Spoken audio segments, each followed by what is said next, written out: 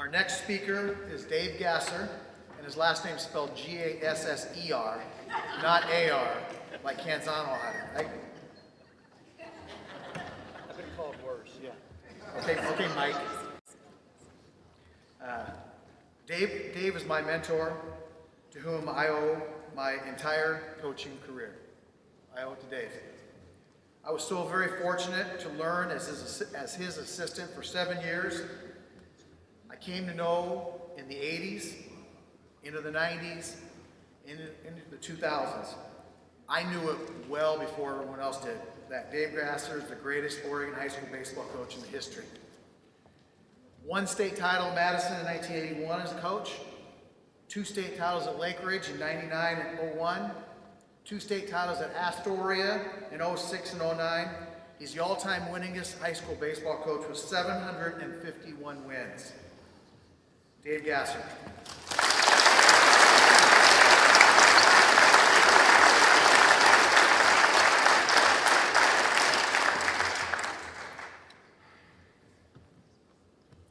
Madison baseball is the only reason any of that's possible.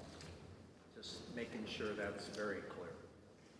Because none of that happens if I don't grow up in this neighborhood in this school.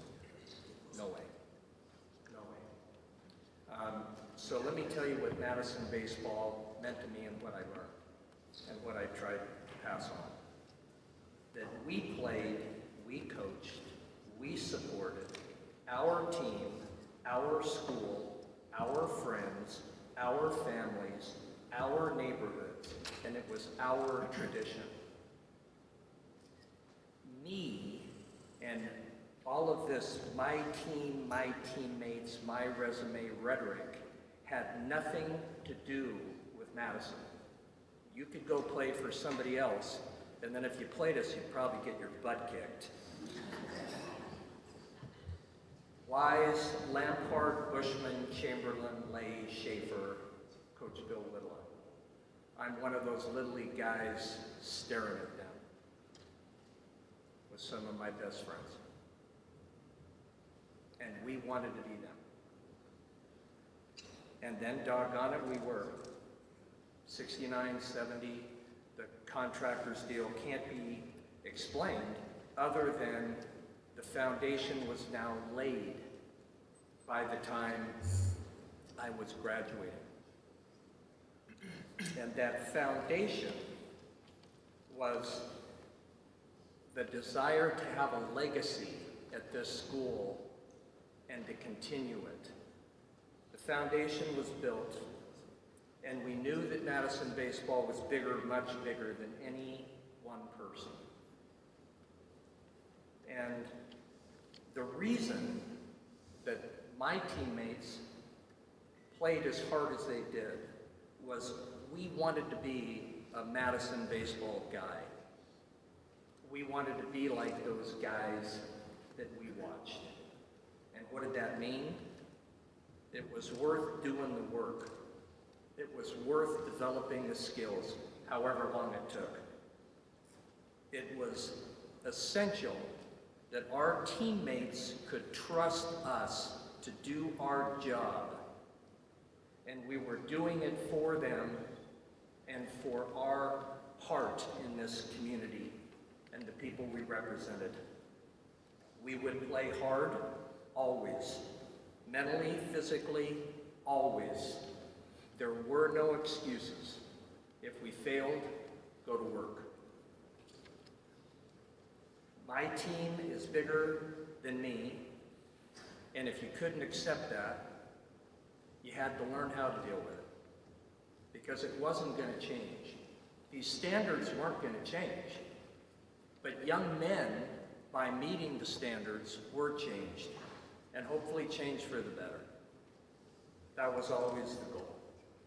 So that's who I became, and I had no idea starting my coaching career that I was already here, that the bar was already there, simply because I was a Madison guy. Simply because I was a Madison guy. So I come here as a 20-something in summer of '78, and I I start with Javco, the worst uniforms ever, because we had no sponsor. And we put, well, we'll get to that. But we had these ugly unis, and we had this group of guys.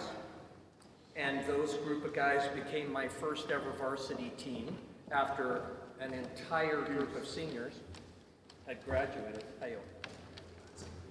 1970, so are there Javco players and any members of my 1979 first team? Could you please stand?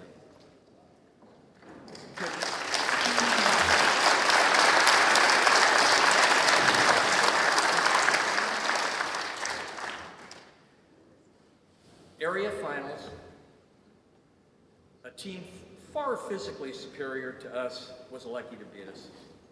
Typical of Madison. Then came 1980 to 1982. High school teams that were the J-Vol associates, the unfortunate recipients of some of the worst uniform combinations ever desired or designed by a coach that should have stuck to coaching. But the 80, 81, 82 J-Vol associates, could you please stand?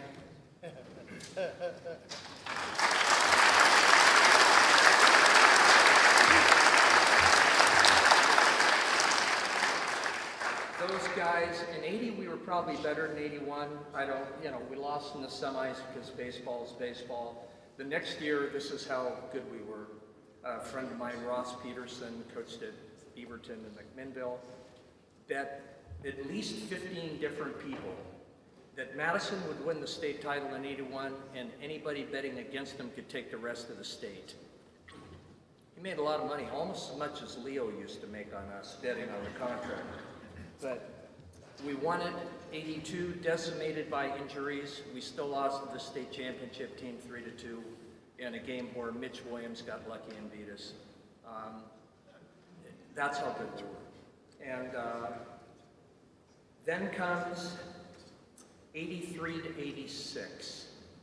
These were baseball teams that we started on a roll and we committed ourselves to try to win the city title 10 years in a row because we thought that'd be a heck of a good thing to try to do. And we almost did.